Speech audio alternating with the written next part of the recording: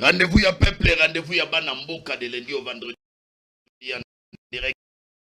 Cette télévision, la chaîne de l'unité nationale, et comme tango ya magazine Tolobela Congo, la population partout, tout comme à l'extérieur, il y a la République démocratique du Congo, mais seul souci à Congolais d'ali à Goyeba, Maïbanali Kolekana, Kati Yamboka nae, il y a mon devoir, il y a responsabilité, il y a exercice, il y a semaine, tu es obligé à la la télévision, on a invité du jour pour que permettre un sujet pour aborder Bino les spectateurs, peut-être aussi la participation parce que le numéro est affiché dans vos postes téléviseurs. Dans l'IRE, il y a Kobanda depuis la semaine, les lois, on a rendez-vous d'analyse et de débat, on a rendez-vous d'enquête et d'investigation, tout le Congo, rendez-vous de la dénonciation, tout le Congo, rendez-vous d'actualité. L'analyse et débat du jour, très chers téléspectateurs, si vous êtes informé de vos téléspectateurs, on a que Kinshasa va célébrer 50e du combat du siècle. Ali Foreman, ou Bundama, Awa, la République démocratique du Congo, na Kinshasa, na stade Tata Raphaël, le 30 octobre 1974. Nanga ikutu nanu solo robota maizate.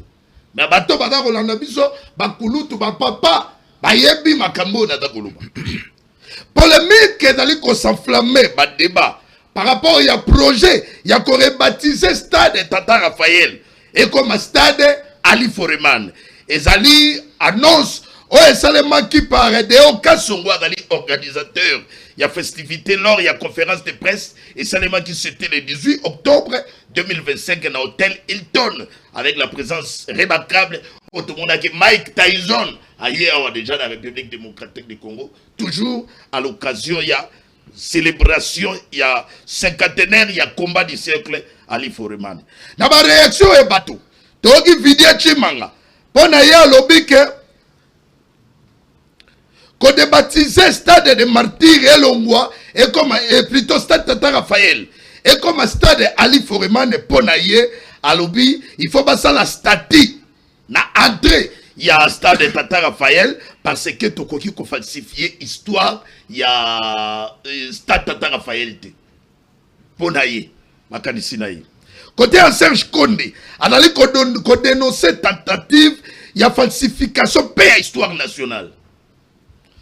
Côté Didier Mbouyi, ali enseignant na ifasiki pour na yadobi, ali ko juger en ali irrespectueuse car personne n'a autant fait pour la jeunesse congolaise que le père Raphaël. Donc pour naïe, Tata Raphaël a sali mingi parce que les lots laissez-moi informer n'a pas téléspectateurs au Bada Rolanda biso so ibo mon équipe logo la Vita Club. Au mon équipe logo la Imana, Dering et Zali grâce naïe. So ibo mon na ba pratique to benga scout. Bana Bada Rolanda logo la basoda. Et ça lié de orientation ya kotisa. C'est-à-dire à Ivre mingi. Mais kolungu la combo naïe pour comme combo stade Ali Foreman pour naïe badali ko critiquer en vraiment. Donc on analyse dans bande quoi et puis bino le spectateur dans la colanda biso puisque le numéro est affiché pour permettre bino ma réaction na bino botinda et ko comment on a quand même par ya responsabilité d'engagement au dans yango à travers ce magazine Tolobela Congo. Donc rapidement dans l'actualité très chers téléspectateurs. La régie rapidement donc na information to bani l'actualité INC. Course na présidence ya Assemblée nationale INC à lobby boye la réunion na yo ya salaki na bureau national ya parti à lobby a décidé aucun candidat dans la communiqué na yo comme libiso awa donc la direction politique ya Union pour la nation pas clarifier position na bango que sur la succession à Vital Kamerhe à la tête ya chambre basse ya parlement. Donc les moments ekoya mais tisikoyo ba lobby nano ba désigner moto mon côté. Ezala Jabodwe Mayo, Ezala Ebebo Jine Boda Mona na télévision. Communiqué Yangowana, Nano INC s'est prononcé concernant la succession de Vital Kamerhe à l'Assemblée nationale. Toujours dans l'actualité. Donc, quel côté à cette Kikouni? Laissez-moi informer dans votre téléspectateur que cette Kikouni a été libérée le samedi dans la soirée. Après son audition, et seulement une agence nationale et un renseignement. Interpellation naïe. Na arrivé na aéroport en Djili oya utagi na Nairobi oya participant qui na conclave oya aboutir na création ya mouvement sauvant la République démocratique du Congo sous la présidence de Joseph Kabila. Alors retour là qui interpellé, tu reçois peu ma réaction, il va inviter la biso awa à Kati, il y a plateau. Toujours dans 4 actualités dans la continuité. Dossier Honorine Porsche. Tikano informé bateau Adali présumé braqueur Salemaki na victoire. Félix Antoine Tshisekedi lors et à conseil des ministres a sali appel na poursuite et puis na sanction contre les agents de l'ordre responsable. Il y a traitement dégradant, inhumain et puis il y a humiliation basalaki na madame Honorine Porsche. Lors il y a arrestation à la suite, il y a braquage en agence, il y a dans la victoire dans la commune de Kassavou. Très bien. Tu vas rapidement plateau de magazine Tolobé la Congo. Tu vas mon amboka Gaston Piana pour les comptes il y a Union Sacrée. Tu vas Evariste Chiswaka pour les comptes il y a Orange na Union Sacrée. Tu vas mon amboka les pères Kubangila dans les coordonnateurs il y a Dynamique pour un Congo fort. Et puis dans mon amboka Nelson où il y a Dali la piste pour le changement et Dali il y a cher parti cher il y a 7 qui connaissent surtout. Tu vas la nomination comme coordonnateur provincial il y a Kinshasa. Très bien. Tika la première prise de parole de Gaston Piana. Très heureux à Yambayo Lelo, na plateau na bisu ya magazine Tolobé la Congo. Mbote na ondeko Ijulamba. C'est une condoléance de profiter à travers ces magazines parce que tu vas apprendre que au perdre grand frère, on a tellement utile la Katia. On a mort tout dans le téléspectateur, on a Rolanda biso corps est dans le niveau ya mort, mais ndeko puisque devoir Etindi awana kata plateau na biso yango aye quand même pour informer na ba téléspectateurs et puis biso peut profiter magazine Tolobé la Congo courage pour tout partager ba douleur et puis programme wana biso magazine Tolobé la Congo tout dans la présente. À vous. Infiniment merci Ndeko Yves pour la compréhension na bino. Na pesi mbote na baninga na ngai ba tozo kabola na bango plateau. Na pesi pe mbote na bayi kongomani banso ba kolanda biso de partout. Je remercier son excellence Daniel Bombalo Baki pour la confiance renouvelée et pas à mon amboka Jésus Noël Cheki Wadomene, Wazaraki ministre du tourisme, emploi, budget et puis fonction publique, Wabaki sur transport. Et Zali Fouya Moussala a compétence ou a prouvé na moto ba portefeuille avec Kokamba. Mais le moment où nous sommes Yves na olubil makambo INC awa. Vous savez INC c'est tout banda ko mona autant Kabila longa peut perdre c'est l'INC tout banda ko magité za parti yo. Ils ont pas valeur. Mais au moins les lots, tout le monde a que INC, n'engue bande qu'on a besoin de besoin de mélanger les alliés en Guatemala. Alors au début, ce que tu vas on a pu communiquer parce que polémique et sali, tension donc s'est multipliée toujours au sein de l'INC entre Batomosu Pro, Batako soutenir candidature à Jabodoué Mayo, Batomosu Batako le Belaïbe Boji Sakara. Mais la Ligue Pomme a ça l'analyse parce que yo pour Dali coordonnateur et collectif il y a un communicateur à Union Sacrée. Tant que on a Bakabou, la région aide-moi très rapidement. Magazine de Sebandi, on avance rapidement. Makanisi no eda ngeli ni mwana mbuka. Ndeko Yves, au moins ni makambo ya INC moko azali auteur propre ya makambo yo et comme lié. Parce que INC allié ya IDPS Kala. Bakei Nairobi, Balongo Genève, Bakei Nairobi pour la histoire. Le secrétaire général ya INC Zalaki Kouloutou Nabiso le maître Jabodoma Mambeke, secrétaire général ya IDPS et Zalaki Jean-Marc Kabound. Maire ba président ba contre ba retirer ba vaccination Bakei Nairobi, awa pesa Bodoma yo na Jean-Marc Kabound, ba ça pas musala makasi. Il y a sensibiliser ma base. Oh, il y a qui comme INC na IDPS na pouvoir. Parce que bango ne pas pilier ma gigère na kacha cash. Alors, le secrétaire général à l'époque Jabodou Mayo na Jean Kaboun, bah c'est que musala ma cash. Maintenant lelo Jabodou Mayo wana a subir ba humiliation, injustice na kacha INC. Oh yo ils ont pensé nga pena esengo, cet homme d'État n'a jamais trahi. Bango baso taxé yekete Azali Tshisekediste, mais biso nyonso bato nyonso bazali na kacha cash. Bato ba Tshisekediste parce que mukambia kacha zaki Félix Antoine Tshisekedi. Bato bazali na kacha union sacrée. Biso nyonso tozali ba Tshisekediste. Maintenant lelo lokola bandeko na biso bango ndeka beloka kuluka ba trouble na kacha mboka. Soki nani oyo yo asalaki communiquer azolo ba kete boje nde candidat ya INC. Pona nini? Bazo pesa raison balobi parce que boji na kamera baza batoya espace linguistique moko mais à la kate to moni bo shaba longwa ba remplacer moluba te mabunda longwa ba remplacer mutwa Équateur te principe nini ozo pesa que te sur muto Équateur à longwe il faut que ko longa muto Équateur lelo ndeko nanga Yves Luamba. Moi j'espère que te nazo conseiller batoyo choix lelo ya compétence choix ya crédibilité choix ya honnêteté choix ya loyauté comme on a ezali honorable Mayo Mambeke Jean Baudouin. Pour la nini, bisika no swaleki na parcours na mobimba aza mutoyo azana probité morale malamu. Boji, bisika no swaleki ko bato bazole lande ko ngai. Oya suka suka wa uti kolongwawa. Na bidie, muzito akangi balista lukuta ki moyibi. Oyo, boja tsika ki bato na ye bakota na kati ya ministère ya budget. Nicolas Kazadi Moyibi. Est-ce que pensez-vous que un ministre des Finances, à quoi ministre Bassomwana, ministre de Bongo, ministre à budget, a le courant? Aujourd'hui, Mayo, na Aimé Boji, Bazanet Kaena Abel. Le loja Bodou Mayazali Abel. Boji Azali Kaena. Na Kobenga, de qu'on appelle Vital Kamere. Biso to Kobenga, Tata Moko Zamboka. On est un collectif de communicateurs de l'Union Sacrée. Il faut maintenant que ça amène choix. Et pas la couleur de la personne, Jabode Mayo. Pour la stabilité, il y a une institution. C'est ça que nous voulons. Parce que le de Konan, Boji a fait quoi? Depuis tout le temps, l'Assemblée Kuna. Mayo, c'est Jarana Bango. Boji, c'est Jarana Bango. Un peu de réserve. Comment député la biso, Mouton, on a gouvernement, un incompétent. Alors, on a gouvernement. Christophe Bosoko Dampouanga, les sages de la République, l'incarnation de la bonne gouvernance. On me dit l'Assemblée, c'est Bosoko Dampouanga.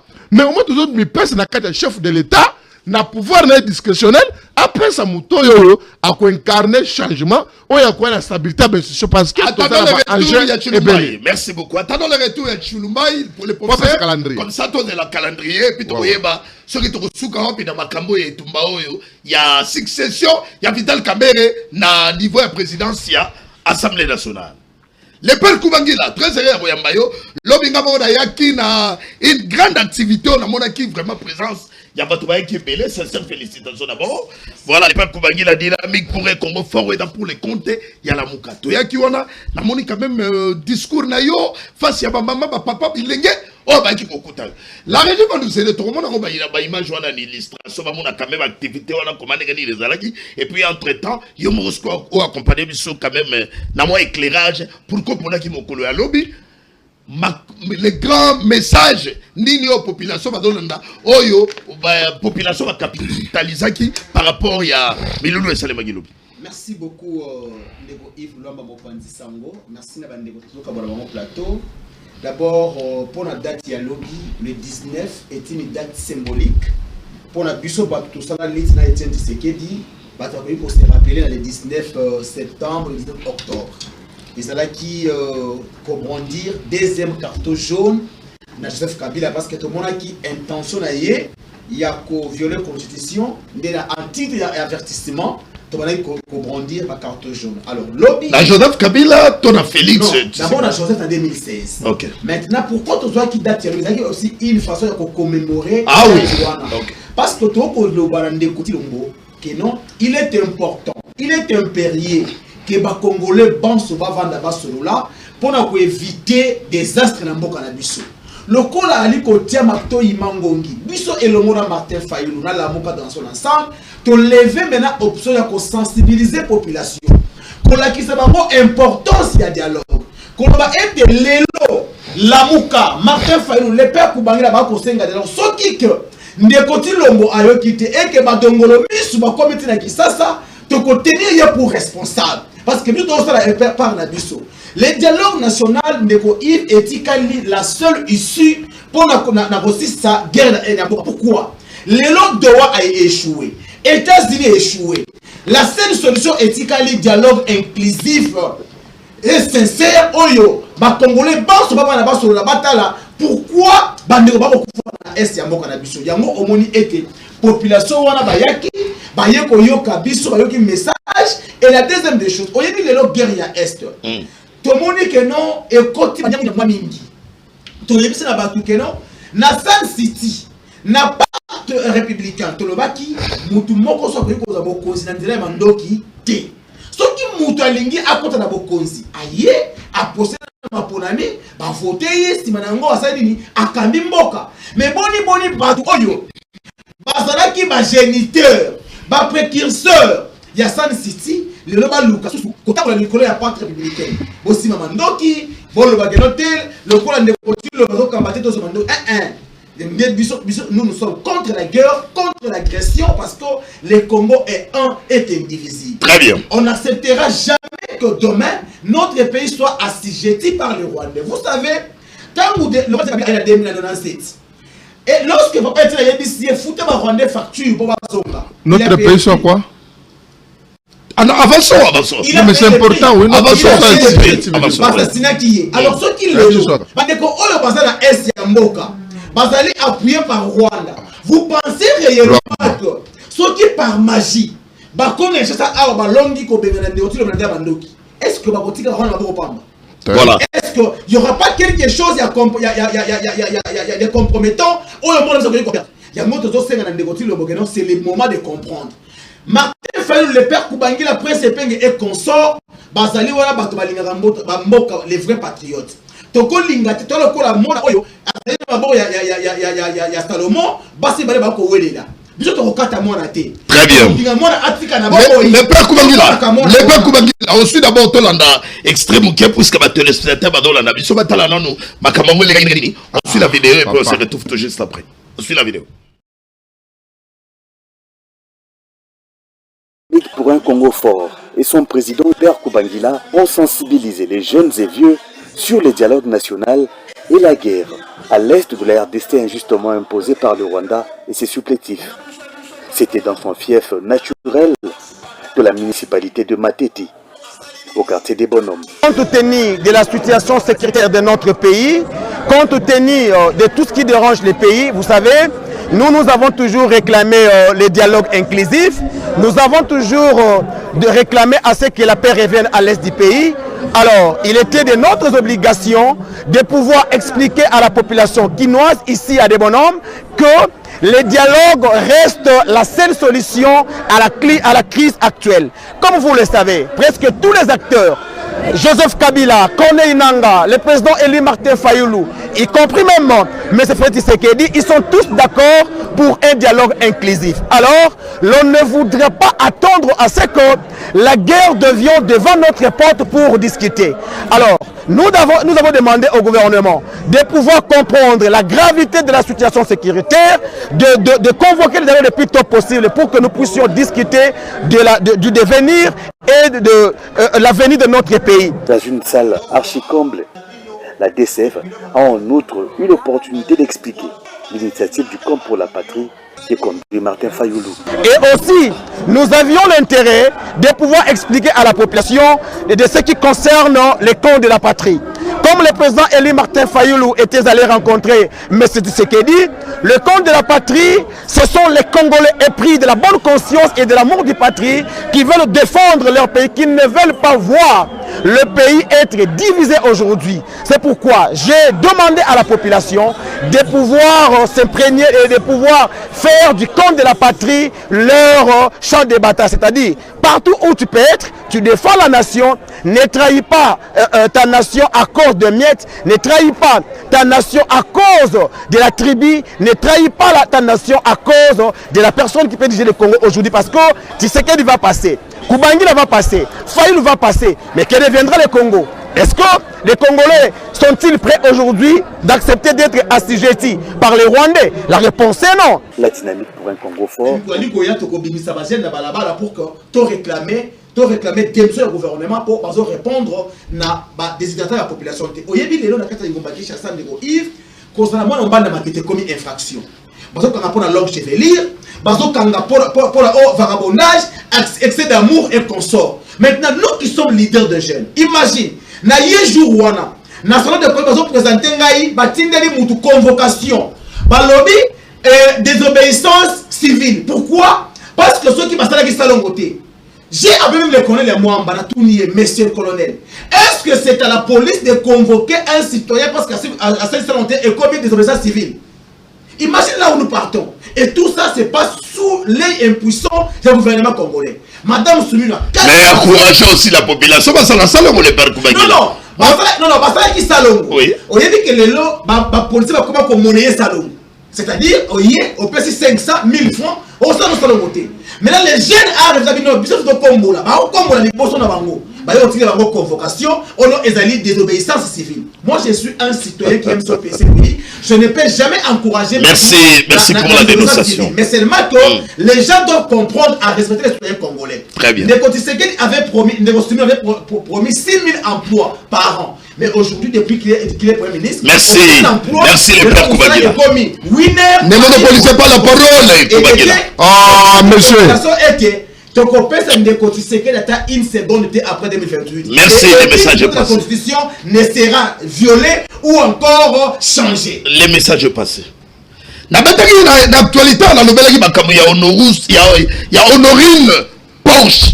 On a informé Batukelo, il y a réuni au conseil des ministres, les chefs de l'État, après ces instructions pour ne pas sanctionner, bateau, il y a en terre, agent, il y a responsable, il y a traitement dégradant, et puis il y a arrestation à cette dame. On a profité rapidement de Kende, et pas mon amboka Evariste Chiswaka, pour le compte et Orange. Mbote na mon amboka et puis très sérieux.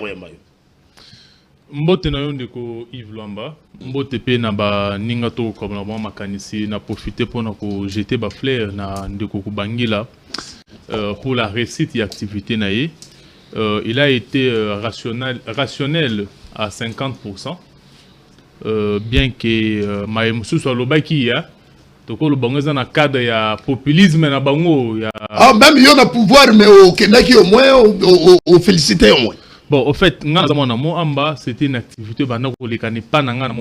Ok. Alors, j'étais parti et puis avec un cadre parce qu'il sensibilisait la jeunesse. Très bien. C'est un message, ce qu'on a dit même thématique, il y a discours, il a parlé sur la guerre.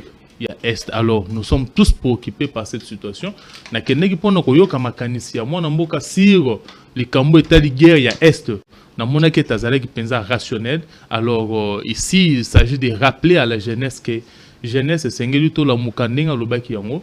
Dans la jeunesse congolaise, il y a différentes na jeunesse il y a Madagascar, il y a différentes na jeunesse il y a donc nous devons aussi avoir espionné éveil patriotique pour nos côtés les mela oyo salema na est ya mboka na biso. Donc dans mon dieu lelo na okendaki quand même participer lors il y a manifestation de quoi organiser qui l'homme peut de romo na yo pe na sauvons la République démocratique du Congo ba organiser pe meeting ou discours yo pour que participer. Ndeko Luamba, moi je suis toujours rationnel. Vous savez, là on parle de l'intérêt de la République. Peu importe le nombre de Sayango et Talingate. Mais si on parle de l'intérêt de la République, au bas le belapo na bolam yambo kanabiso. Ata basanga na lola na okende. Ata basanga na lifelo na okende. Donc si vous aurez invitation à Nairobi lenga okende. Na lobi boye. Soki kuna bazala ko bilama ka mo intérêt ya mboka. Oh, ba balobela non, balobela ki on ki. Oui, balobela ki mboka. Non, par rapport à la situation de crise, il y a oyo na République démocratique. S'il vous plaît. Par rapport à la situation de crise, on continue à contenir. Oya bango balobela ki ongo. Ezala contenir moko ya malamu te. Donc bango ata batinda ki invitation na ngana kendete. Mais je vous dis que partout là on parle pour l'intérêt de la République. Nous sommes dans un état où la situation moko ya impasse où il y a l'insécurité qui se vit dans mboka na biso. Bunagana na biso qui bande ko mususu Bunagana ça fait aujourd'hui plus de 2 ans. On doit se poser même la question. Est-ce qu'à Bunagana ba congolais kande bazala kuna tilelo? On doit se poser cette question là. Est-ce que na Bunagana ba congolais kande bazala katilelo? Parce que Bunagana ça fait plus de 2 ans. Alors na monguna na biso Kagame na politique na ye azaka na bosse ya minérite azaka pe na bosse ya mabele. C'est-à-dire azaka pe na bosse ya moins espace. Est-ce que na Bunagana kuna ba bomba ndeko na biso ba congolais n'a pas exterminé la population congolaise pour nous remplacer na ba rwandais? C'est une question importante qu'on doit se poser. Alors, dans la situation il y a un impasse on ne doit pas rester dans la émotion. On ne doit pas rester dans la passion, mais on doit essayer de dépassionner les débats pour arriver à retrouver des solutions concrètes. Parce que toi, dans la situation il y a crise sécuritaire. Quelle est la recette pour arriver à la crise. Aujourd'hui, nous avons vu qu'il y a une résolution des Nations Unies, il y a le Conseil des Nations Unies, la résolution 2773, qui aujourd'hui en réalité souffre d'application. Et ça appliqué jusqu'à aujourd'hui. Nous avons l'accord que nous avons signé avec Kagame à Washington.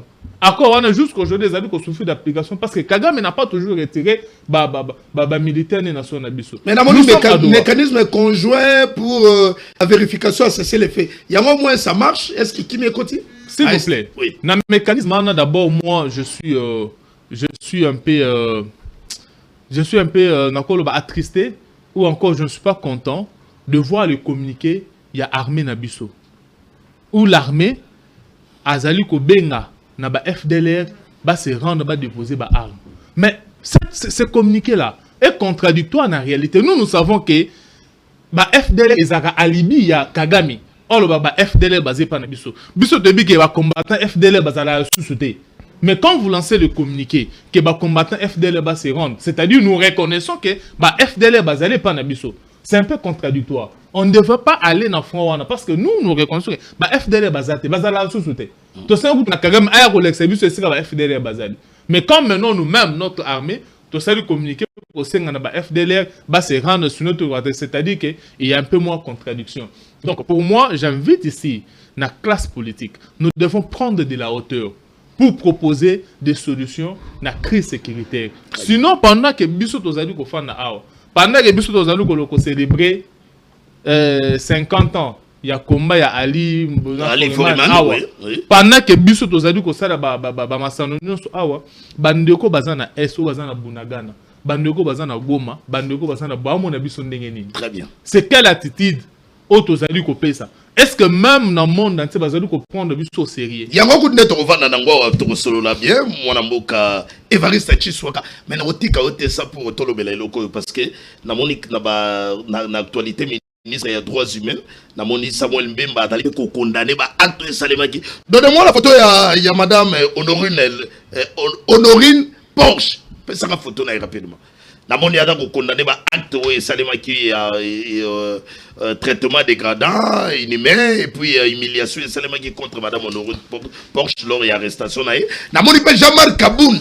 Jean-Marc Kaboun, qui est plus loin, alors au sein d'ailleurs, alors exiger des missions à faire permis intérieur par rapport à traitement à maman. Pesangaye la régie, Pesangaye pour les bateaux, accompagner les spectateurs avec la photo et vous allez bien pour la population et donc permettre de l'endre partout. Photo au monde, et là maman il y a braquage et salement qui n'agence ya Bank et traitement na mon comptable Félix Tshisekedi. Lors il y a conseil des ministres à Sali appel on a dit Kosenga poursuite et puis sanctionner agent responsable il y a traitement vis-à-vis à maman oyo Jean-Marc Kabunda qui est plus loin dans Kosenga démission a fait PM intérieur chaque man Chabani réaction à yo réaction à chaud et puis donc n'est pas ndeko Yves Lwamba aussi longtemps que la police na armée on ne peut qu'à s'attendre qu'à ça comme résultat. Aussi longtemps que yo kozamwa na no ya mayele, o ya zwa ba 75% na classe, o tine na armée, le résultat est aux alaka yango wana. Aussi longtemps que moi no o ya mayele wana, o kotine na la police te, résultat aux alaka yango wana. Parce que on ne doit pas condamner le fait de quelle est la qualité il y a au bazali recruté na kata. On ne va pas faire un travail professionnel avec Batoyo, toujours Bakulu Nana Banane. C'est pourquoi, pour arriver aussi à stimuler à ce que nous, en tant que gouvernants, nous avons cette responsabilité. Il y a quoi améliorer même les conditions d'abord. Il y a des policiers qui ont stimulé la police. Parce que tout le monde est à Sony. Et moi, je me dis, on a mobilisé Arsenal. Il y a la police et la militaire. Nous sommes pas nos kangalabis. Moi, c'est moi qui a joué. Est-ce que jusqu'à là, on va laisser ça cahier. Kakaye, il a joué. Il y avait là plus de 700 policiers. Ben militaire n'est pas bon, on ne peut pas confirmer. Attendons enquêter Salema parce qu'il y a une interpellation Salema. Mais automoni jusque là, n'a pas sous réserve. Donc jusque là automoni kaka yango wana. Donc, arsenal militaire, nous, c'est déployé qui wana, et ça juste pour nous kanga, moi, Simoko, na mundu qui a joué. Et puis, cette dame, on a dit que déploie comportement où il va réserver parce qu'on pouvait, il fallait pas déshabiller. Pourquoi? Très bien. Alors, merci. Autant la dame, on a bakangé depuis si c'est 11h ou 12h. Depuis 11h ou 12h, bakangé. Merci. Et puis 18h, la police n'a armé. Bazalé n'a 4 agents, ça va banque. Et puis ce qui m'étonne, c'est quoi? Je vis, pour ma vidéo circuler, non? Ba police n'a militaire, bazali kokota, même sans casque, même sans gilet par balle. Est-ce que unité anti-terror na biso? Et ça, la ressource. Merci, merci. Et la dernière question que on a mis tout. Cette mobilisation est salémie. Pour nos terroristes ou bien encore braquer la victoire. On doit aussi faire cette mobilisation na Maluku. Ah, parce que les bourgmestres c'est des Maluku chaque jour. Azali Kolela Bamobondo. Est-ce qu'on ne peut pas mobiliser la police? Est-ce qu'on ne peut pas mobiliser l'armée? Pour nous traquer Bamobondo, Bazali Kobombatou na Maluku chaque jour. Merci. On doit mobiliser l'arsenal. Merci, Vanessa. Tika na yoga benano au président collectif. Le coordonnateur et collectif, il y a un communicateur, il n'y a pas besoin de prendre madame Honorine Porsche. Yo, na ebi que au défendre mon Kozamboka Félix Antoine Tshisekedi. Toi, vous en avez au moins formation, tu as des informations dans vos personnes malgré l'enquête. Est-ce que bakanga ke kaka yemo ko toba to mususu bakanga bango avec ba arme. Est-ce que arme na vala gi ya plastique pour tout monde déploiement wana et pour le bénini par rapport il y a instruction mon Kozamboka à sali à sengi pour na ba sanctionner bateau nyoso ba responsable de traitement va sali vite à la fin. Ndeko Yves, vous savez, makambo il y a le côté de la sécurité. Balobaka on a sentimenté, balobaka on a loyengete.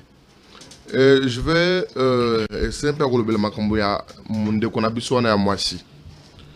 Makambo sali to encourager en côté.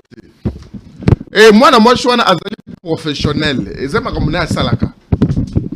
Moi je suis jamais bon du melanga ko ki jamais ko do monde ka plastique. Alongwa ipanaye aya contre la banque. Jamais. Moutnou, quand on a un problème, azo samba, azo le kandenge ya ko se défendre. Et dans ma dépression, tu vas toujours avoir une porte, pas film moko boye, na moni imagité. Mais balobi ndaku na porte OK, ada quand même organisé. Mais ba toi na bazaka na bambongo tende ko ngai. Ba toi na bazaka bambongo ba braquer à la porte bazaka na misole belé. Akoki jamais ko monde qui a joué à dans contre la banque. Ça c'est un. De deux, akoki jamais ko ya ye moko. Pas la braquer banque. De trois, ceux qui ne jamais pas toujours contre la case. Ils sont à disposition. Ils sont à Libanda. Ils sont à condamné. Ceux qui ont été président, ils sont à l'anda. Ils sont à cercueil, dans l'hôtel place de l'Alaka, ils sont à cercueil, ils sont à biloko, à musique, ainsi de suite. Bon, moi également j'ai déploré. Le lingue patronage va salir Moussala. Premièrement, situation est bandit na tongo type pourquoi? Yango resika todo monde flou. Et bandit na tongo type pourquoi? Imaginez-vous, batwa na munition ya malongate. Ata balaki 30. Bon cercle bango déjà. Et ko jamais ko dobino. Et c'est que flou est d'abord parce que na mon image wana na ya caméra de surveillance. Wana to ça l'analyse tout à passant. Image wana na moni maman wana yemo na mituni na lobi na banque bakoki ko zanga 3-4 éléments. Il y a pas agent de l'autre. Il y a la police, il y a la police. C'est la banque la police. Na lobi na libanda bazalaka te. Libanda bazali. Ya pour la police. Oui, la sécurité. On a pas phénomène de braquage bazalaka te, bazalaka na police non? Oui, avance un peu. Voilà. Maman wana, le père Kubangi la nanga bien. À côté qui nengeni na moni tobi na image au totali. Il y a caméra de surveillance. À côté qui na kati yemoko nengeni ça pour autant tout mona ba policier on a ba les côté bango. Pas que ne ça la braquage qu'on a la kati. Ndegolomba, omoni criminel anetinga ngana yote. Criminel tango zo ko la crime, hein? À se préparer déjà ce qu'on a dit ko samba ya mwana mwasi wana, okomona que était azali expert en matière. Omona lobby bota la caméra. Yemoko ni mutati ba lobby bota la vidéo, bokomona la caméra. Et il y a des banques qui ont la caméra. Voilà, et pour faire déjà prendre ma disposition, nous avons taper caméra, filmer, ainsi de suite. Parce que toi qui es bateau, batikalaki, bakari pas bateau moussou. Oh, tout le monde a des systèmes d'intervention à biso et ça qui efficacité. Maintenant, imaginez-vous que tu bazan banyangala kato bazalaka kuna. C'est-à-dire que moi, je suis à Tabazalik encerclé et toute la journée. Système bakangeli, moi je ne pense pas que les policiers n'ont pas balongolé bilama la macasse. C'est que je ne salue pas. chef de l'État a champion et masculinité positive. Mais attention, oh, exemple la déposition tout le monde bakangi mi bali balongoli bango bilama batika donc na bakalisho ko ivulamba. Et tiens makele était pour nani. Mutu ce que ça il faut qu'on traite na hauteur à Bousso banaye. Oui, mais Adali présumé innocent donc après condamnation na yé moi. Mutazo passé aux aveux. Justement passé aux aveux. Mais attends parce que nango tout solo bana ce qui ne connaît azala ki wana mwana mwasho na betema c'est pas faut ba kete ba to bongo tango azala na problème. Ce qui muto monani akomba tape masasi. Maintenant imaginez-vous kazaki ndeko na yo ba bete masasi c'est pas mwana mwasho wana. Est-ce que meloto bete masolo ki mwana mwasho wana pona ni bakange boy? Non. Toujours interpeller ba agent de l'ordre. Que tango bokangi muto za pona ko bomayete. Tango bokangi muto faut ko garder ye, ko protéger ye pour la justice installa musala parce que pour brutaliser ceux qui a koufi. Na ba complice ne ba koye banate ba tongolo sono ba tone do ba banate tozo saluer au moins décision à Samuel Bembatanda ou à ministre des droits humains parce que droit à battre dignité na bango il faut la respecter. Il a écrit mais faut tous féliciter ça peut être bande ko na biso pe à basi ma compé bazo sala ezali mala motin ezali ki bo moi si na été ndeko changer sujet oyo ya linga bo mabato za suna tina te tina ko meke te pour ni ba policier ba sale bon non. Mundu qui a joué bon amboka. Mundu ko a joué te. Oui. Mais il va tourner que mon qui a joué en WhatsApp, il ça. Alors, ben, ce monde qui a joué. Il peut ça, il zappe. Il va tourner, il zappe, il a oui, Koubangila. Donc, il y a chaud, hein, la réaction chaud dans son écho. Gaston Koloba était Samuel Tanda, parce qu'il faut respecter la dignité humaine. Mais chaque jour qui passe, la dignité humaine est comment dégradée au Congo. Mais comment non. Est-ce que lui, c'est le membre du gouvernement? Regarde, même la Kanlouka, la fait Samuel Tanda. On arrête les gens, les présumés Koulouna. Au moins, on va moi, quand on coupe des calés. Quand il est là, nous sommes Libanda. Samuel Tanda est où? Regarde ici, comment est-ce qu'on viole nos mamans? Samuel Tanda est où? Il faut nous éviter le populisme inutile. Le père Koupangila est appelé à être ministre demain et pourquoi pas président de la République. Nous ne pouvons pas continuer à la figer. Parce que moi, Samuel Wana, ça doit être confiance et surtout populisme. Voilà. Mais ce qu'on t'a dit Molière chaque jour, on t'a dit info lingala, tout ce qu'on met là-bas, c'est du n'importe quoi.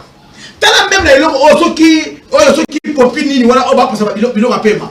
Mais ça devient du n'importe quoi. Mais où est le gouvernement de négocier l'homme? Très bien. Et l'homme c'est la victoire, ils allaient à la Malanga 10. Au moins le scénario, il y a Malanga na Gombe. Il y a un peu de la victoire. Il y a Malanga en conséquence de la guerre réelle. On a pris Batoma Koufi. Non.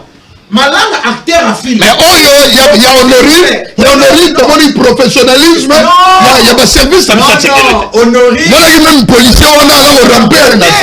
Par contre, ils ne sont pas formés. Est-ce que même ça va te remplir? Est-ce que la armée corrompée, ils ont dit qu'on a? Non, c'est n'importe quoi.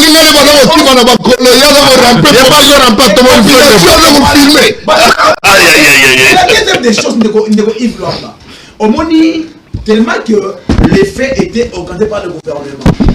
Tu confirmes? Je te dis que tu affirmes? C'était juste pour nous divertir par rapport Parce que tout le monde est venu à la banque. La dame est venue seule. Seule.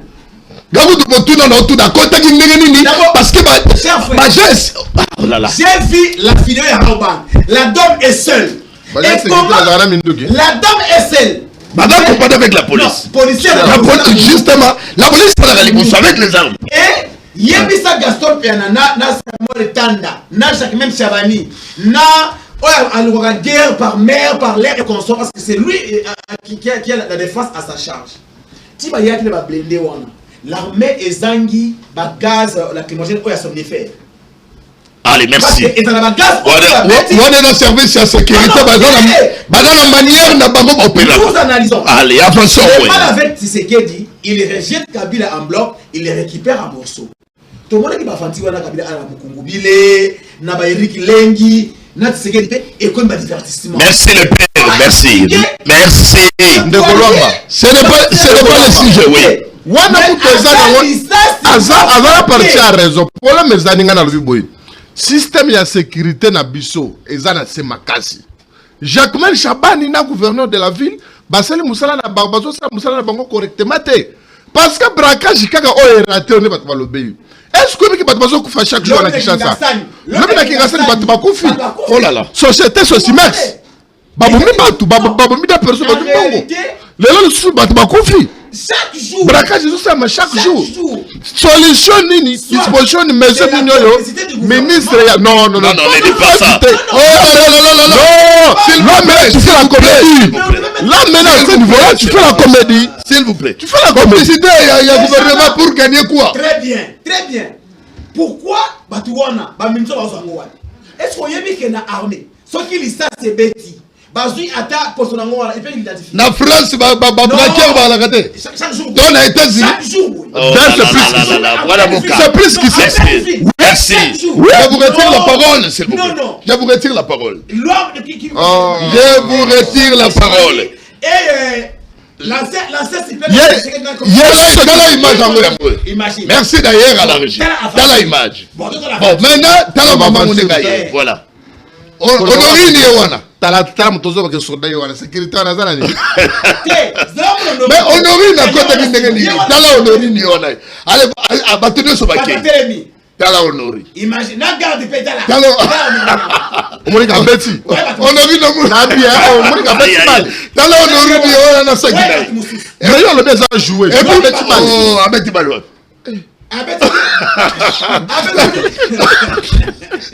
tala honorine et puis bongo oh là jouer ouais ma criminel mususu la comédie au gouvernement oh arrête s'il vous plaît je te protège quand on va comédie au gouvernement attendons les enquêtes makambo ici là est-ce que tu peux me dire une enquête oh là allez laissez-moi avancer ouais merci merci oh là, s'il vous plaît, nous sommes en direct. Voilà. Merci d'avoir téléspectateurs. On est là juste pour essayer un peu d'éclairer. Téléspectateurs, on est sur la Congo 26 en direct. Puisque, des coups, Nelson, oh, les lois d'Ali nommé, la partie à 7 qui connaît. Oh, laissez-moi informer de téléspectateurs. Ou à 7 qui connaît, interpellé puis relâche. Mais ça, il peut moi débat. Très bien, mon amouka. Merci, Ndeko Yves Luamba. Malgré Nazali victime, il y a injustice dans le plateau. Pour le moment, il y a deux fois. Mais la bombe qui est où est le mal? Où est le mal? Gane n'a pas animé mission. Gane bombe qui est. Il y a des capacités qui connaissent. Il y a le babango le bâtiment. Merci Ndeko. Na pesi mbote na président cette qui connaît. Tika na ebisomo na mboka Yves Luamba. Le tombeau est vide. Lumumba n'est pas mort. Nelson Mandela n'est pas mort. Bangomi Balé va se retrouver dans 4 à 7 Kikuni. Est-ce que vous voyez le chapeau mouké va tout le monde a open par élégance hein? Tiens moi ta les bonsoir. Voilà. Va se retrouver dans 4 à moi na mboka 7 Kikuni. Oyo anosaki na bisibino na week-end za qui passé événement za ka moko moi na mboka lobaki. L'objectif du week-end rentrer au pays et traverser la vallée de l'ombre de la mort sans rien craindre. Azwaki ba menace belé pa ya batu na biso ya IDPS na ba ndeko mususu ba soutenir bango mais lokola mwana mobali tellement ayebaki ke place akendaki place mabeta lobaki te ngai Kikuni na kozonga na mboka na ngai Congo ezali mboka oyo bakoko batikela biso eloko wa bongo esalema nanu te à part soto zimo exemple kala mukeza change sekedi muto affronta Mobutu na mambo bongo les seuls leaders na opposition azui risque wana ezaka Kikuni.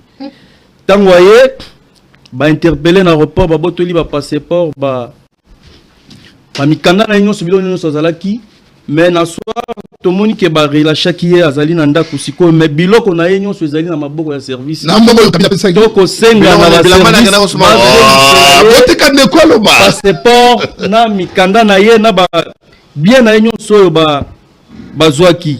Et on a profité pour nous merci à nos camarades nous sommes mobilisés pour nous attaquer les ennemis en boko balingi kimia terre banda ko finga ko attaquer ke Kikuni ba mema so ki wapi menzamba sali le loto zaina ndeko Kikuni azali nanda ku to ko senga ke biloko nyonso ezonga na maboko Kikuni na Nairobi akendaki pona ku zombongo pa kabila akendaki na lisanga oyo babenganaki baopposant nyonso basangani mpona kosolola koyeba nini tokomema mpona dialogue ezali koya po toyebake dialogue ezali obligatoire kosalema na mboka Congo esengeli bakongole nyonso tovanda tosolola mpo makambo ezokende bien te ndeko Tshisekedi azali na obligation ya kondima ke dialogue ekosalema bato nyonso bakabila bajongo ba Moïse Katumbi bakoya na kati ya Kinshasa tokovanda na mesa tosolola toyeba nini ezosala ke tozala na bomoko te nini ezosala ke munguna abundisa biso tina niveau oyo tokosolola et puis tokozwa solution pour la kimia zonga na kati ya Congo.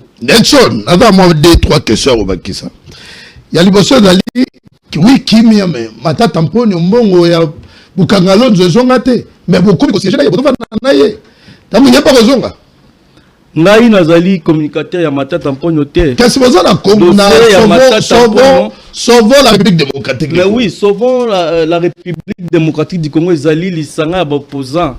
Basangani après avoir koyoka makelele bato ya union sacrée balobi ke opposition ya pété opposition ya boya batete bato empire totali stratégie to sala activité to mema bango ti tant 20 minutes ko tika la po match ko na suka nde to yeko attaquer biso to sala opposition moko teke ya to bana ko tumba ba station banini te nde to yeko sangana na ba opposant to yokani ke to sangana to sala na sima ya Kabila.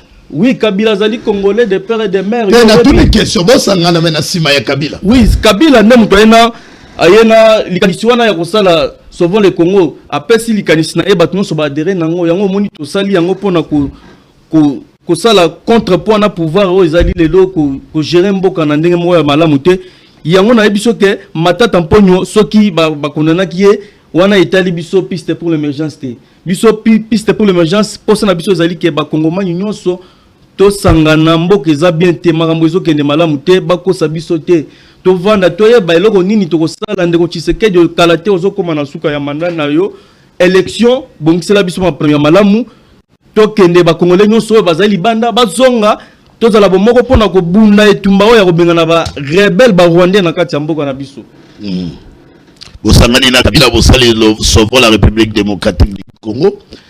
Bato bado reprocher bino mingi na kati ya assise wana botikali jamais ko condamner Rwanda. Na agression et dans lesquels ba congolais ba kufa. Est-ce que donc on a teke lo Rwanda quelque part et donc inquiéter population par rapport à image oyo bakoyi ko pesa na structure wana to na conclave au bilo bosali wana na ngo chité na mouvement au bengi so la République démocratique du Congo. Crédibilité ni ba pesa na bino autant plus que eloko yango bosali bodo bundakaka bato bavanda basolola mais boza atako condamner Rwanda te.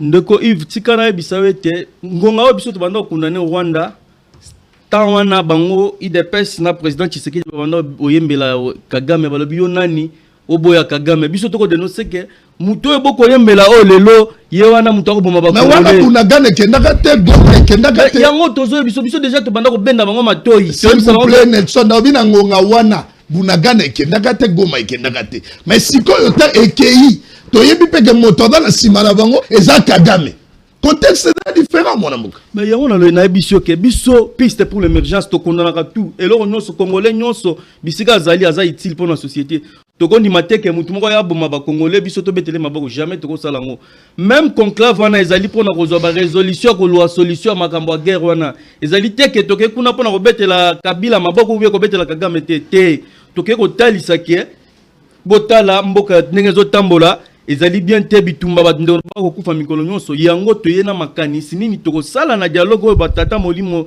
c'est bazo bengisa to vanda to solola toyeba pourquoi to tilelo makila ba congolais ezali ko sopana kala to banda ko dénoncer déjà Kagame avant que tous les lots bato IDPS va dénoncer les moments wana bango banda oyembela ye yona nyobo Kagame et puis Tshisekedi bana obenga lui c'est mon frère biso to dénoncer que muto oko tout à tout mon frère oyo ye wana basigné ba accord na ye ya raffinage ya minerai na biso na kati ya Rwanda basala na société nini quoi industrie moko wana pona ko zo minerai la pas na biso na Congo ko kende ko raffiner ngo na Rwanda to bana ko dénoncer marambona mais ndenge nyoko lobaka biso to dénoncer mutuna suka Nelson mutuna suka Kabila bada ko reprocher si ba condamna ye na justice ya biso ya Congo wa ke ye moto azana sima ya makambo nyonso toyo eza koleka na mboka. Bino lelo bosangani na ye. Est-ce que image oyo baza kopesa na Kabila eko risque et salir kikunité parce que yango pedali à la base il y a interpellation oyo ba uti ko interpeller de retour na yo auti ko kuma na République démocratique du Congo. Merci lisusu mwana mboka Yves Lwamba pona mutuna na yo. Rapidement pona dossier ya Kabila il y a eu dossier obiso nyonso ba kongomani tozela ki to mona vérité. Bosolo to ba bisika nini Kabila abomi ba kongomani na kati ya est ya mboka. Mais si makota la dossier ngo faso ba memeli ngo ndeko ata ozali aveugle komona ke biloko wana nyonso ezali lukuta ba kokosela mwana mboka Kabila so azali na posa ka mboka oyo tango azali na pouvoir wana azali na légitimité nyonso kosala ngo ndeko totika kolanda makambo ya IDPS oui na ko yebisa totika kolanda makambo ya IDPS kokosela justice na makambo ya IDPS oui. Justice, c'est la Kabila. Mais ça, il faut retirer le justice, c'est la justice. C'est la justice. Non, le bibo. Justice, automoni. Ma preuve, justice est présente. Yo, on a preuve, au justice à la ici. On a eu procès. Papa, on a eu procès. Donc, témoin, témoin, on a témoin, bah, qui on a. Bah, si biso to pousse à témoin, bah, témoin, est-ce que Kabila na, à ceux qui va place à Zali. Na ba témoin ba do témoigner on a Kinshasa ba ki makete pona sécurité na bango ozomona ke ezali kaka justice manding IDPS yango na condamné ke to solo la biso to yeba ko sala nini pona ke kinezo na kati ya mboka. Coordonnateur provincial ya Kinshasa ya parti piste pour l'émergence ya cette qui connaît na moni siko na satisfait. Oui, au moni cette qui connaît que siko débat est comme équilibré. Cette qui kuni azali elenge oyo biso nyonso fo ba jeune to tia maboko to soutenir ye pona ba vision azali nango pona surtout ba jeune biso tozali na ba Gaston Piano na ba parti mususu to mona mambo minene mais lelo avec cette qui kuni na vandi na ye na sentir que azana vision malamu na sengi na ba jeune ebele ba ya na parti na biso pour l'émergence papa. Merci pas de débat. Evariste Tshisekedi débat ezali awa ezali makambo ya projet ya ko rebaptiser stade de Tata Raphaël et comme stade Ali Foreman ezali annonce oyo Deo Kasongo azali organisateur ya festivité wana nalinga meka kopesa makanisi na yo ezali likanisi ya malamu ezali likanisi ya mabe yango moni bati yango na télévision bato bada kolanda biso. Faut-il rebaptiser le stade de Tata Raphaël? Ba réaction est mingi. Combat du siècle, dans l'IPE, comment elle s'est quittée. On m'a dit même Mac Tyson dans la République démocratique du Congo. Tyson en a. Évariste Tshisekedi. Merci beaucoup, Ndeko. On doit avoir 3 minutes, hein, ça peut t'arranger, en tout cas, on a géré madame aux minutes, on a mis ça. Mais beaucoup de moutons dérangés. Ok. Voilà. Au moins, on a ça pour le Bahawa, on a bandé l'émission, on a le biais. Quelle est notre attitude pendant temps où Yombo Kezali agressé, pendant temps où il y a Goma, où ils en ont bisoté, Bukavu, Bunagana et le territoire Moussous. Attitude na biso Kezali. Est-ce que c'est un biso, toi affiché par attitude Moro Boye, au Bandegwana Bakota, on dirait biso, tozali occupé Bangote. Aujourd'hui, vous êtes en train de parler na likanisuana yandeko o yazale qui candidat gouverneur. Yewanat, non? Oui. Mais ce projet-là, vous savez combien l'État a mis ça? On parle d'à peu près 50 millions de dollars. Est-ce qu'on a dépensé 50 millions de dollars dans la caisse à l'État juste pour célébrer cinquantenaire ya combat wana? Ndeko Lwamba, rentrons un peu à l'origine. Tant que combat ne bundamaka, Congo ezalaka ndenge nini? Congo tozaka na stabilité moko même sur le plan financier, sur le plan économique, sur le plan social et to comment maintenant koluka koteka lokumu ya Congo. Merci na région na koluka koteka lokumu ya Congo ne to salete kombana e ya kubundama awa. Ndenge bundama awa kombo ya Zaïre tangama partout. Kombane bundama mokili mobimezali kotala Zaïre. Mais est-ce que autres zali kosala lilo? Ils allaient prendre le coup ya Congo. Et parlons maintenant de l'histoire. Il y a Papa Tata Raphaël de la Quetule. Na Bandeko Oyo Alina Foreman. Alina Foreman, bango ba mimani na Congo. Parce que les combats là, ils sont financés par le gouvernement zaïrois. To futa bango na bambongo. Biso to zaïna posa lokumu. Bango ba yeba bundi, biso lokumu ya mboka emata. Bango ba mimani aujourd'hui était Kimboka. Pour que aujourd'hui va débaptiser stade Tata Raphaël. Est-ce que les gens connaissent d'abord qui est Tata Raphaël de la culture? Mais tu dois immortaliser ma légende. Mais s'il vous plaît, qui est légende? Tata Raphaël ou bien Foreman, Tyson, Ali? Qui est légende? Si on ne doit pas dire la légende. S'il vous plaît, le plan mondial ou bien niveau national? Je parle sur le plan national. Parce que ici, il y a un cannabis. Tata Raphaël de la culture, aujourd'hui nous avons le stade Cardinal Maloula. À part ça, Tata Raphaël, Cardinal Maloula, c'est lui l'initiateur. Oh, oui. Le stade Tata Raphaël, c'est lui l'initiateur. Le collège Saint-Joseph, le collège Tata Raphaël, c'est que Tata Raphaël a fait pour la jeunesse congolaise. C'est lui. Il était venu avec la pensée que sport et ça canal moko pour la discipline, pour la cohésion nationale. Et avec tout ce qu'il a fait, aujourd'hui, tu as dévalorisé pour donner honneur à Ali Foreman, oui. Ali Balébé, boxeur américain, je pense que et c'est du tout longa na makambwana et ça du lokola ceux qui sali yangoa bakota donner biso moto ça gouvernement moko il y a démence. Donc on a perdu la raison. Si on doit accepter et le koana. Donc c'est-à-dire que to longwe na ba vraie raison il y a existence parce que Tata Raphaël c'est l'histoire même de notre pays. Le monde n'oubliera jamais que combat ya Ali Foreman et Bundama na Zaïre Lokumu. Ça, le monde n'oubliera pas. Mais pourquoi nous voulons effacer la mémoire collective congolaise? Donc, on ne doit pas oser, oui. Et je pense que ce projet-là doit être étouffé dans l'œuf. On n'acceptera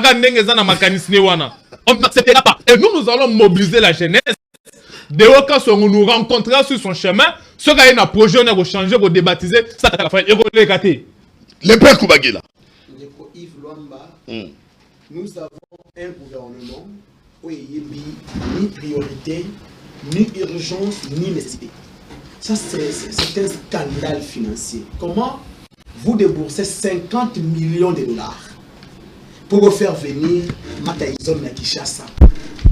Or, na 50 millions, faire fier 50 millions de dollars. 50 millions, 50 millions, Mongata Popo Kabaka. 50 millions, Bakoki Kotonga une nouvelle cité. Bate ba sinistré. 50 millions, Bakoki Kobimisa Maïna Sala. Arrêtez les pères. À un moment, il faut doter Kamboka. Yo monde à Paris, je remets une visite Rwanda. Oh là là, Bilonio Soboda Koboya, mon Mboka. Après côté Kamboka, qu'est-ce que le Congo le déficit? Mboka et côté Kama, tango sport ya Congo. T'as un état ya champion ya boxe na cause états. Qu'il na dimata la fédération ya boxe ya Congo. Sauf que les Jeux olympiques et que ma boxeur na bino va gagner. Bon t'es qui Mboka, donc bino va côté Kamboka ceux qui maïto ça ya ah. Bon t'es qui Mboka nini? Bon gagner ni. Ça c'est n'importe quoi. Donc ça quoi nda kuna yo, mon système a tsekeli. Mbongo kufa le kumesa nini emata. Nanda kunzala. OK na ba, ndemo moko mninga zo sakarayembaka prêtre ya bololé. Ndito na Congo. Donc bilamba ekele nanda fula kiti ezate, nanda ko madame roza mungwa, o bibengi prêtre. Oyebi lelo, s'il vous plaît les pères. Soki lelo ba rebaptiser stade Tata Raphaël comme stade Ali Foreman. Oyebi lelo il y aura combien de bateaux pour visiter ce stade? Oui, justement. On a construit ce stade-là. La PSS, il y a combien? Il faut arrêter. Il faut arrêter. Stade douane est comme il fout. Comme il zamba.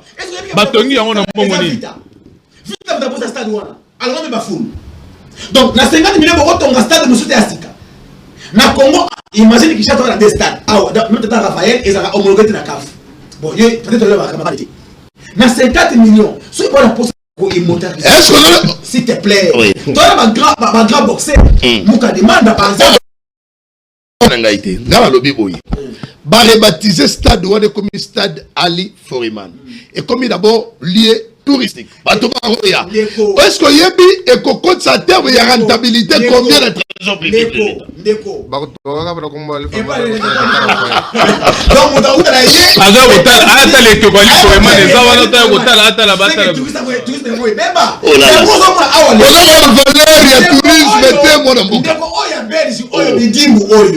À quel point ça 40 millions à Barcelone. C'est le bon il est le championnat en bon. Il est le championnat Congo.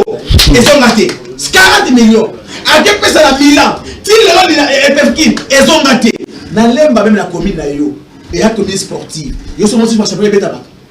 Mais pour aussi 40 millions. Champion il a 960 000 $.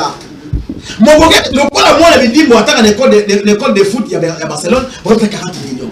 Ah ben la Lina Foreman, Dioka Songo a échoué le gouverneur, babi ba yiba mbongo na sima ya kobo ya Lina Foreman. Papa, yebisanga. Yo kanisi pena na mboka moya mundele bagozo stade ta komo ya Martin Bakole. Au point comme site touristique. Il faut n'importe quoi. Moi je pense que déjà moi et le point Congo fort, nous allons écrire ce qui est dit à Mekina na Deyo, nous allons organiser des manifestations de grande envergure pour qu'on s'engage à départ et puis Deyo Kasongo qu'on les chasse de notre pays parce que c'est n'importe quoi. Ça c'est jouer des gens. Pourquoi ne pas construire Sati bon, ce qui Bolingi? Parce que quant à moi, ça dit absolument rien. La légende mondiale. Dans le bien, John Cena est italien. Yo sommes John Cena aux États-Unis. Naya, meilleur buteur. Il y a Afrique, on a immortalisé où? On a immortalisé où? Mais c'est quel complexe? Donc jusqu'aujourd'hui, vous vivez la néocolonialisme. Non, la renommée de il faut savoir. Il faut l'histoire du monde entier ici. Mon équipe a notre propre histoire. Les Zaïre à l'époque, a été vendu positivement. C'est combat d'ici. C'est Kalaming de Totongue et Koya Golbe. Oui. Donc on a John Cena. John Cena, on a Matt Tyson.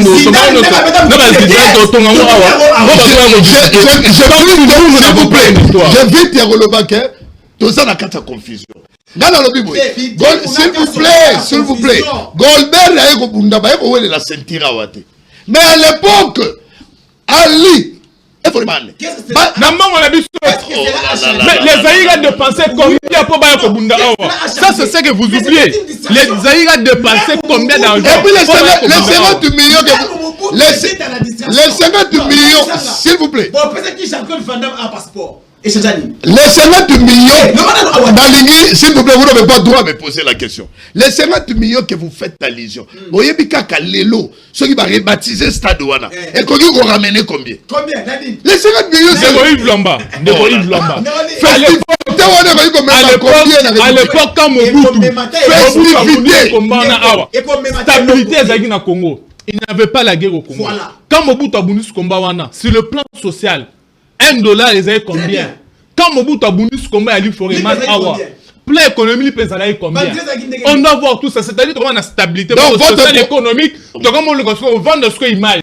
Mais là, nous sommes dans la poubelle. Kinshasa, c'est la poubelle. On viendra visiter Stade Baolé. Quand on vient la nuit, on quitte l'aéroport. On quitte la molule, on dit commençons quelque part.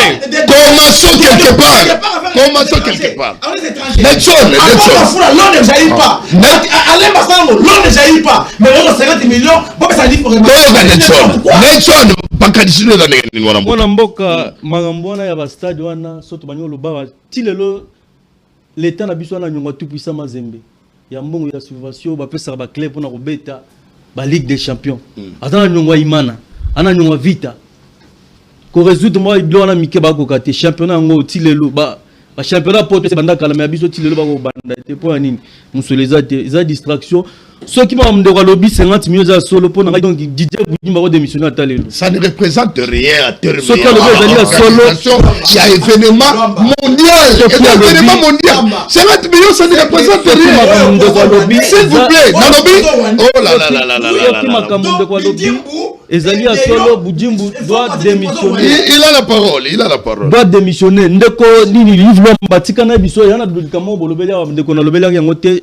likambo ya mwana mwasi oyo Honorine et ça biso pasi tovandi tomoni ndeko moko Delphin so communicateur mo boba Delphin Kasongo akoloba ke Honorine wana azali mwasi ya 7 kikuni et ça li pasi makasi mais comment mwana mobali na mona qui est dernièrement na cabine di marin et ça va bien na mona yana cabine di marin place mo et ça va bien quand la moi 7 kikuni na abattoir moi aussi quoi le problème abattoir mo ba côté kan mboa Delphin Kasongo na mona yo place nga na lia na osenga na yo kesima kolia yo biloko wana na komela biloko mela ki tika distraction wana ko mema mwana mboka 7 kikuni na makambo yo 7 kikuni azali concentré na avenir ya mboka bateka bilamba balinga basunda pona mboka etombwama koloba buzo babongo ke azali mobali ya mwana mwasi wana Honorine yali lokuta non il faut vérifier monsieur il faut vérifier le vérifier nini delika mwana ndeko Yves ngamona zalaki wana ndeko il faut vérifier Yves yo ta mona le jour le jeudi ezali information on doit vérifier oui ezali information bon c'est que yo to yebi avandi pe na poto avandi et tout ça alors moi ça mais na confirmer elenge mobali elenge soki ezali na ba politicien oyo politicien oyo babala avant ko ma politicien akependa boy na commune babali boy tout monde na ba photo cette kikuni azali ebele to komona babali na momsu babali na pouvoir akomi député akomi bonde ayo kobala mais cette kikuni ya bolenge na ye asepela ka bongisa vie na ye zala na ba norme cette kikuni akozala muto makambo na te elenge wana tika makelela pamba wana babunda ndeke bazwa sécurité mboka mambo wana ngazalaki wana ndeko na ngai na victoire ngazalaki jour wana nemba mambo wana ye na rabank wana ba policier bazala so 3 policiers bazala et puis place wana ndeko po ya okota oyiba faut la mobali mitukeza wana la police donc eloko salimaki wana yake soki eza ba soda oyo ba cheo pona kofongola embouteillage te ba militaire oyo ba pesi ba gilet wana soki bango bazalaki te merci Bonaboka, merci. Donc, na ba Congolais boda na biso oh 7 kikuni yena dali mukolo Honorine et dans ko ba kamalo kuta boyoki communicateur na yé moka onenga pese éclairage. Na yo kutu ndeko mususu ote Kabila ne motati atini bato wana bakamba braquage bon. Il ne faut pas citer Kabila, il faut pas tout le monde ombre d'ailleurs partout. On avance. Mais tout c'est là, à banquette si là, et puis tu vois ma caméra sur le sucre d'angoisse. Puisque dans ma caméra stade, Gaston Pierre Napé fois après ça m'a canisinaïe, est-ce que faudrait-il rebaptiser stade Tata Raphaël et comme stade Ali Foreman, ma canisinaïe dans n'engagé ndeko. Dans l'ingé ma camoto c'est limité car na débat, y a ba chiffre té. Pour ceux qui vont mettre dans ma téléphone na bino, ba organisation ba festivité internationale. Pour eux kabaku. Et dans la liste c'est quitté. Nambo eza na guerre. Ndeko Yves Lwamba omoni tant tozolo bela sport. Sport ezalaka loisir. Et aka distraction. Pour atteindre na yeko tala bato bazo beta ndembo. Population a gagné le côté. Lelo Tyson so du Tyson. Azala mbongo beleti. Mais stade wana ezalaki akokufa wa. Kabila tika ki angozo fonctionner te. Il faut qu'on rappelle batoué. Bauchu ko bongisa ngo kala te awa. Pona ni Tyson atinaki te mbongo ba ko bongisa stade wana. Au des fois ça fait mal. Didier Boudi mou c'est un incompétent. Boni yo so ba million que ne repesa ba club ya Libanda, bala ta na mayo ya entraînement, mais awa muto bet bana une année championnat mobimba na fait un championnat premier à 100 000 $. 100 000. Ça s'explique comment? Pour président club, à côté de jeune, ma peuple, ma profession, et dans cette situation, il y a eu Okuta. Oh, mais na lobby, si comme bon, à Jacques ne compète pas. Là où je ne suis pas d'accord avec Kubangila, il ne faut pas que non, de Wakasongo, il faut tout benganer parce que c'est un Congolais. Il ne faut pas qu'on benga de Wakasongo Moïbi, comme tu l'as dit. Parce qu'aujourd'hui, il faut que nous deux cas sont des jeunes crédibles. Un jeune entrepreneur sérieux. Oh yo, Asali Moussala Makas pour la Kouébé, jeunesse la Congo. Il a la parole, Kubangila. Un jeune qui s'est battu, s'il vous plaît, dans sa propre sueur, pour la construire le leadership naïe. Venir sur un plateau sérieux, commencer à l'insulter, moi je pense que c'est indigne de ta part. Aujourd'hui, Deoka Songo, mais laissez-moi parler, monsieur, laissez-moi parler. Deoka Songo ne parle comme tu l'as dit. Deoka Songo, s'il vous plaît. Deoka Songo dirige quelle institution? Pour que nous avons à l'État, oh monsieur, calmez-vous. Il a la parole. Calmez-vous. Deoka Songo, azali ko entreprendre na mboka azo sunga bilenge azali ko sunga mboka, il est crédible. Là où je ne suis pas d'accord avec lui, et dans la communication à Salabino, le chef de l'État est puisque que tout soit le chef de l'État dit tout changer combo. Chef de l'État qui nous comme ça Deoka Songo changer combo. Dans le lengue kani. Ngala on peut se conseil. Muninga na ngadeo, lipe uti ko kita, ba Congolais parce na moi esengwa ta esengwa ya tatonement. Dollar pesa ok parce que dans le bureau qui s'y bien. $, ça énerve. Alors il ne faut pas que Luka ça énerve. C'est le cas de chose parce que l'État tant que ça décision faut avoir intérêt à mboka na yo, intérêt à peuple et sani. Tu me mets ici au lobby 50 millions c'est quoi? Donc il faut l'amba. Si on appelle sur $50 000, au conseil l'État 5 mois aux autres l'émission Gaston Pierre dans le lobby. Par rapport à l'urgence au toi, je suis tout à fait d'accord avec toi. Par rapport à l'urgence au toi, Mboka Bakati, et Zokende, les lots, la grève, l'Assemblée nationale, c'est la grève. Les professeurs, ainsi de suite, les soldats, la biso. Urgence, c'est Zalini, il y a cause de M. le Belé, qu'on peut ça.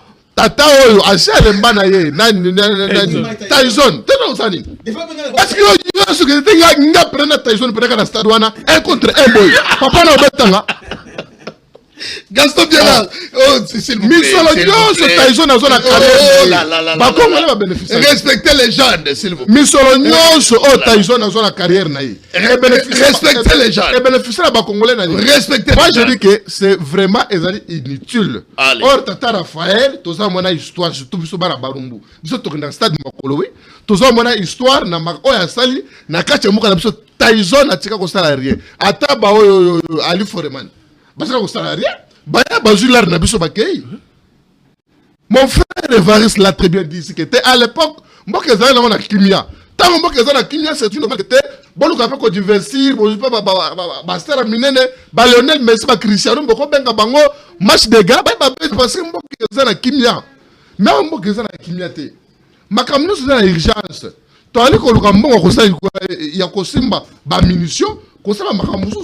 Moi je pense que merci soki balingi bapesa nani tata wana kombo tozala bazambe belé bato na stade bapesa kombo. Merci Gaston Piana. Entre-temps, bonne nouvelle dans ba Congolais nyonso baza kolanda biso. Très rapidement, cherchez-moi la dernière vidéo. Il y a un truc sur le magazine et tout le Congo. Trafic ferroviaire, oui. Et bandi, bakamwe bandi. Bada matadi bato ba sepeli ba Congolais ba sepeli. Rien qu'avec $25. Rien qu'avec $50. Mais ça, on retombola avec. S'il vous plaît, j'ai la parole. S'il vous plaît, j'ai la parole. Mais Tata Wana, s'il vous plaît, Martin, s'il vous plaît, je vous invite d'abord à la discipline. J'ai la parole. Non, pas le qui syndicat. J'ai la parole. J'ai la parole. Martin Lukusazo de j'ai la parole, Gaston Soyons disciplinés. Soyons disciplinés. J'ai la parole. Nalobi, bonne nouvelle pour les Congolais nyonso bada kolanda biso. Oh là là, la régie aidez-moi. Ouais. Bonne nouvelle na ba Congolais nyonso bada kolanda biso. Toda ko informer na ba Congolais nyonso bada kolanda biso que bonne nouvelle pourquoi le trafic ferroviaire avec confort et puis sécurité grâce il y a DG, il y a Onatra. Martin Lukuta sous l'impulsion. Martin Lukuta sous l'impulsion, il y a chef de l'État Félix Antoine Tshisekedi. Les loyaux bato bada ko tambola kolongwa Kinshasa à partir ya train. Oh ba train akala. Boda ko mona na kati. Sécurité, confort et donc permettre bato balongwe na Kinshasa ba ke Matadi et donc permettre bato balongwe na Matadi ba ya na Kinshasa avec toute sécurité. Ensuite, un élément, donc la population, comment on va faire la témoignage. On suit la vidéo. Relance les premiers voyages des lacs Kinshasa-Matadi, premier train express au départ en présence du directeur général ainsi que de passagers. Tout cela a un prix imbattable, 25 $ pour la première classe et 50 $ pour la classe de luxe. Vitesse, confort, sécurité, les luxes à moindre coût. Ça fait longtemps qu'on n'a pas pu voyager entre Kinshasa et Matadi et que la population est en souffrance avec les embouteillages qui sont sur la voie de Kireli entre Kinshasa et Matadi. Et là, nous sommes très contents de la reprise des trains et surtout que c'est une promesse du chef de l'État et la volonté du gouvernement de la République. La valeur réelle de notre pays, maintenant ça commence parce que nous avons recommencé le chemin de fer. Et quand on parle voyageur, c'est un élément apparent, c'est pour nous. Mais ce qui est plus important, ce sont les trains marchandises que nous avons déjà démarré. Donc je pense que l'on est en train de renaître de ce sens. C'est le seul mot que je peux dire aujourd'hui. Les trains a bel et bien quitté la gare centrale à 7h44. C'est un nouveau produit en phase de lancement. Alors notre attention est portée sur les produits train express.